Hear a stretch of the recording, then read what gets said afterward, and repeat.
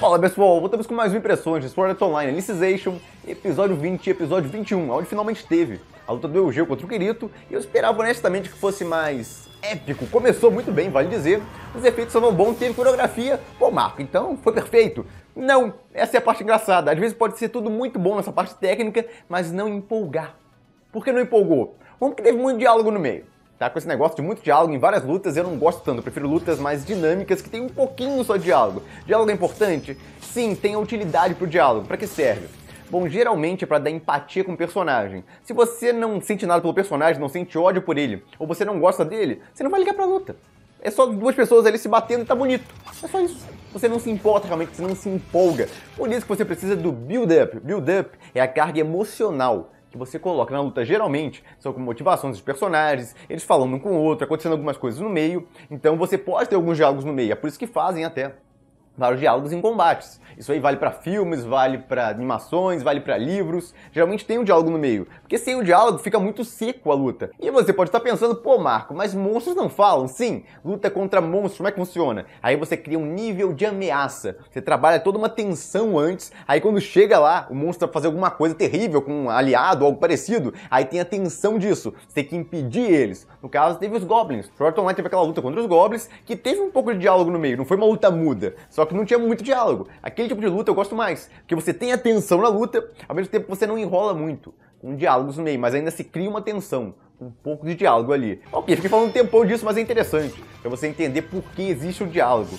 geralmente em narrativas mesmo, quando existe muito combate. Você precisa do diálogo, geralmente, para gerar tensão, para ter mais emoção no combate, porque senão é só uma luta seca lá, sem grandes emoções, só uma luta bonita. E bom, a luta do Kirito contra o Eugeo foi mais ou menos isso, teve diálogo até, mas nada que emocionasse muito, que empolgasse tanto. Foi mais o Kirito tentando trazer o Eugeo de volta, o Eugeo vendido lá, gado demais, foi vendido pra outra. Ele caiu nas graças lá da vilã bonitona nos episódios anteriores. Eu comentei até sobre ele e muita gente questionou se teve mesmo ou não relação entre os dois, relação íntima, por assim dizer. Bom, é ambíguo, na Light Novel pelo menos, na Web Novel, sim, teve relação entre os dois, mas na Light Novel, que tem várias coisas que são amenizadas, deixou ambíguo, ou seja, pode ter ou pode não ter. Sabe aquele texto que você lê e fica na dúvida? Pô, aconteceu ou não aconteceu? Dá indicativo de que pode ter acontecido, mas não comprova com todas as letras, é igualzinho no anime, se vocês notarem, o anime você não tem certeza, pô, ele dormiu com ela aquela vez pra valer, ele só dormiu mesmo em cima dela, ou não, rolou uma relação entre os dois, nunca dá certeza absoluta ali. É de propósito isso, é sacana pra caramba, mas na Web Novel vale dizer,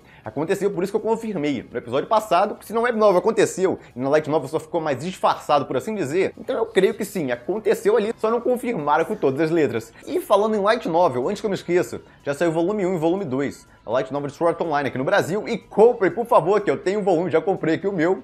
Por que comprar? Porque você incentiva a trazerem mais Light Novels. No Sword Art Online eu quero muito Progressive, essa aí de Progressive, eu adoro essa Light Novel, mas não vai ter se essa Light Novel aqui, as Light Novels originais, não venderem muito. Em Progressive, o autor já escrevia muito melhor e é muito mais divertido em comparação à Light Novel original. Eu gosto muito mais dela, vai dizer, do que a original, tanto o mangá quanto a Light Novel, mas não vai vir pro Brasil se isso aqui não vender. Pra caramba, então quem puder, compre lá, vou deixar um link na descrição do vídeo pra Amazon. Alguns reclamaram que o preço tá um pouco salgado, se comparado às Light Novels da New Pop, sim, só que olha isso aqui. É metade do tamanho, basicamente, a Light Novel da New Pop. É um livro de bolso pequenininho. Então, obviamente, custa muito mais caro imprimir um negócio desse, que é o dobro do tamanho, dobro de páginas, colorido e tudo mais. Então vai sair um pouco mais caro. Não tem muito jeito. Então quem puder, compre, eu agradeço bastante, porque eu quero muito. Sword Art Online Progressive aqui no Brasil, e como eu disse, é difícil ter, se essa não vender pra caramba. E bom, continuando, o episódio 20 não tem muito o que comentar, foi basicamente ele chegando lá até o Eugeo, apesar de que aquela parte eu acho interessante, mostra o quão cruel é que nela, ela pegou um bando de pessoas e colocou lá, como se fossem basicamente máquinas. Eles recebem comida por um tubo e ficam o dia inteiro trabalhando lá, detectando as coisas. Basicamente transformou humanos em máquinas. É horrível a coisa toda se você pensar a respeito. E aquela parte inicial eu achei muito engraçada, com o Kirito carregando a Alice até o topo lá da torre, porque você esperaria que ela iria agradecer a ele e tudo mais, mas não, ao invés disso, fica reclamando que ele tá todo suado e sujou a roupa dela. É uma reação totalmente inesperada, eu achei pelo menos. Ficou bem engraçado, só que poderia ter ficado mais engraçado. O timing cômico do diretor não é muito bom. Esse diretor não se dá muito bem, se vocês notarem. Em comédia tem uma direção mais seca, por assim dizer. As lutas, inclusive, do Sword Art Online estão mais secas. Se comparado às temporadas anteriores, estão mais bonitas, estão. É porque a equipe do filme deu um power-up lá, digamos assim, em termos visuais da coisa toda, e mantiveram a equipe do filme. Então por isso que continua bonito. Mas o diretor, realmente, a troca de diretor, perdeu um pouco na emoção das lutas. Mesmo usando a mesma trilha sonora, tudo igual, a luta não emociona tanto quanto emocionava nas lutas anteriores das outras temporadas. Então, se você estiver notando que tá um pouco mais fria essa temporada, o clima dela, temporadas anteriores, um dos motivos é que esse diretor é mais seco, então as partes engraçadas e tal, ele tá cortando várias delas, e mesmo algumas que ele adapta, como essa aí do Kirito e da Alice, não ficam tão engraçadas quanto poderiam. O diretor anterior se dava melhor com comédia. Mas poderia ser muito pior, esse diretor não é horrível, ele é competente pelo menos, ele consegue executar as coisas que dão pra ele decentemente. De qualquer forma, o Kirito encontra o Eugeo lá, que foi dominado pela vilã do mal e bonitona que só anda pelada. Sim, uma característica bem curiosa dela, ela luta pelada ainda por cima, na opening tá lá. Ficou muito legal aquela sequência, porque não mostra nada. Posso até mostrar que não tem grandes problemas, porque não tem nada ali. Porque o cabelo dela cobre as partes do tempo inteiro. Ela se mexe sem parar na luta, pula de um lado pro outro. E conseguiu criar uma coreografia de ação lá muito bem elaborada, bacana pra caramba, que não mostra nada. E ela tá pelada o tempo inteiro. É muito criativo, eu achei criativo pra caramba, pelo menos. Palmas aí pro animador que conseguiu fazer um negócio desse. Inclusive, Sword Art Online nem tem muito disso, em geral. Sword Art Online tem quase nada de fanservice ou coisa parecida, tem uma coisinha aqui, outra ali, mas não é aquele tipo de anime que, por exemplo, foca em mostrar calcinha ou coisa parecida. Tem os fanservice aqui e ali, mas não tem muito foco nisso. Até por isso, nem é considerado um eti. Mas essa mulher aí basicamente transformou o anime em um anime pseudo-eti, porque sempre que ela aparece, bom, tem uma cena sensual, porque ela tá o tempo inteiro, basicamente, sem roupa. E muitos devem ter se surpreendido que ela até luta sem roupa. Aquilo deve ter surpreendido muita gente, eu creio, e trocaram aquela roupa também, eu acho que vocês notaram. E agora tá numa terceira versão, que trocaram todo o final. Ficou muito legal, mas alguns. Estou com dúvida até se vai ter tudo isso, ou vai ser aquela propaganda enganosa, que a luta mesmo não vai ser tão movimentada, tão bem feita assim. Bom, em geral, em termos visuais, você tá entregando um negócio bonito, vocês vão conseguir entregar um negócio tão bem coreografado assim por muito tempo. É muito fácil entregar alguns segundos de luta bem coreografada, mas entregar, por exemplo, 2 minutos, 5 minutos de luta bem coreografada sem parar, já é bem mais complicado, e eu espero que consigam entregar até a luta final. Até porque a luta do Kirito contra o Eugeo não foi tão empolgante assim, foi bem animado, mas foi basicamente isso. Já essa parte do final, quando o Eugeo se revolta lá, deixa de ser gado, por assim dizer, se revolta contra a outra, tenta acertar ela, foi ali, eu creio que eles consideraram o clímax do episódio, eles até botaram a música pra bater mais, pra empolgar mais. Nessa parte, vocês notarem, já as músicas, a soundtrack, durante a luta do Kirito contra o Eugeo, não foi tão empolgante assim, então a própria staff não considerou aquela parte muito importante, não investiu muito. Ali foi a impressão que eu tive, pelo menos. Isso! Eu não falei disso ainda, porque eu odeio esse treco. Sim. Personagem vergonha alheia. É como eu chamo isso. Eu não sei porque o autor coloca esse negócio. Porque é tão ridículo, mas tão ridículo. Eu queria que trocassem. Bota ele mais sério, bota ele maior. Não cria é uma caricatura ambulante. O cara é um palhaço. Ele se veste como um palhaço, ele tem uma aparência lá de palhaço, mas caricato, um rostão gigante. E eu creio que é pra ser meio que um alívio cômico ali na coisa toda, porque esse arco em si, eu acho que esse é um problema pra muita gente até, isso vale comentar. Esse arco é mais sério, em geral. Ele é todo sisudo e o diretor é mais frio. Então você tem um diretor mais frio com um arco que, em geral, não tem muita comédia, não tem nada muito relaxante, divertido, como tem nos arcos anteriores. É engraçado que muita gente gostou disso e muita gente detestou isso. Acha as temporadas anteriores mais divertidas, sim, em termos de entretenimento, de diversão, é mais descontraída as temporadas anteriores. Tem partes sérias, mas também tem algumas partes pra aliviar no meio. Já Alicization não tem nada que alivie ali. Tentaram até, como eu falei no começo do episódio, o Kirito com a Alice lá, mas é um negócio pequeno. Geralmente, na verdade, a interação entre o Kirito e a Alice, eu acho que dá mais certo do que a interação do Eugeo com o Kirito. Não é tão divertido assim, porque o Eugeo é aquele cara mais certinho e tudo mais, mas não tem uma personalidade,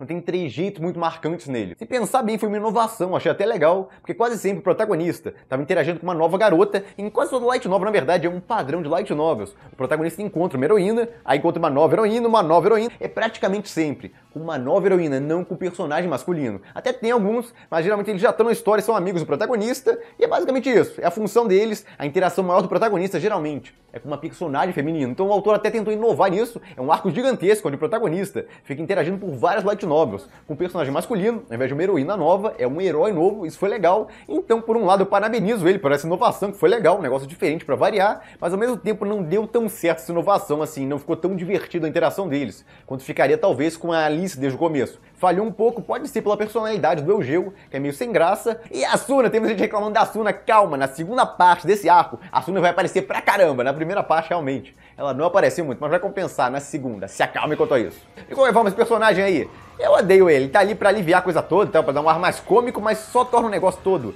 ridículo, na minha opinião. Então esse personagem aí eu detesto e ele é endegado demais lá da mulher. Como vocês puderam notar, na verdade, essa mulher ganha todo mundo aí só com o corpão dela. Fica nu o tempo inteiro, aparentemente. Tem suas vantagens. De qualquer forma, muita gente questiona o porquê. Ela fica nua o tempo inteiro porque tem menos informação. Ela só pode alojar tanto de informação com o tempo. E ela pega informação extra, 400 e poucos anos que ela pode armazenar, e depois disso não tem mais memória. Então começa a sobreescrever as memórias dela. Aí ela começa a pegar as memórias dela e colocar naqueles cavaleiros da integridade, enfiar lá um pedaço das memórias dela para guardar como um backup das memórias dela. E para evitar criar muitas memórias, ela dorme 90% do dia, quase o tempo inteiro. Ela tá dormindo lá e sem roupa também, porque roupa é informação que o sistema tem que gravar também. Então quanto menos informação ela tiver no corpo também, melhor para ela. Essa é a desculpa dela andar sempre pelada, ela sem nada basicamente no corpo. Mas, honestamente, eu acho que era só o autor querendo, pô, imagina uma vilã que quer andar o tempo inteiro pelada. Aí ele botou. É muito mais honesto, eu diria. É interessante até, uma mulher que anda o tempo inteiro pelada. E tudo bem, porque ela se vê tão acima das pessoas, como uma deusa ou algo parecido, que pra ela andar de uma forma diferente do que a maioria das pessoas, não ligar pras convenções sociais, que uma delas diz que você deve andar bem vestido e tal, porque senão você tá com um atentado ao pudor e blá blá blá, ela não dá a mínima pra isso. Ela é uma deusa, ela anda como ela quiser, inclusive sem roupas, mostrando o corpão dela. Por aí. Seria mais interessante essa justificativa do que o negócio dos dados e tudo mais, na minha opinião. Na verdade, isso dá ideia pra um eti, eu não sei porque não inventaram ainda um anime eti, onde eles vão pra um planeta onde todo mundo anda pelado. Porque assim, é uma convenção que a gente inventou com o tempo e tudo mais, que as pessoas têm que andar com roupa. Mas pode ter uma civilização na cultura deles, eles não ligam pra roupa.